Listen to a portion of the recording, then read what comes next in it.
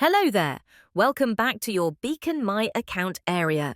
In this video, we'll show you how to easily access and manage your invoices. You will be presented with a complete list of all your invoices in table format. They're organized with the most recent invoice first, so you can quickly find what you need. You can see the invoice number, contract number, and date for each invoice at a glance.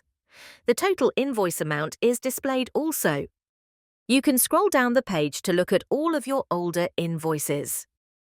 Click View to see the full invoice details in a PDF format.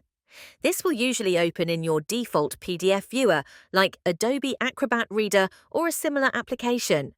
You'll then be able to see all the details, including item descriptions, hire periods, quantities, and totals. Click Download to save a copy of the invoice to your computer. You'll usually find it in your Downloads folder, which you can access from your computer's File Explorer or Finder. Managing your invoices has never been easier.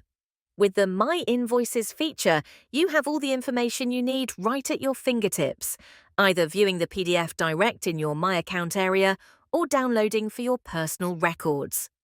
If you have any questions about your invoices, please don't hesitate to contact our customer support team or get in touch with your local branch.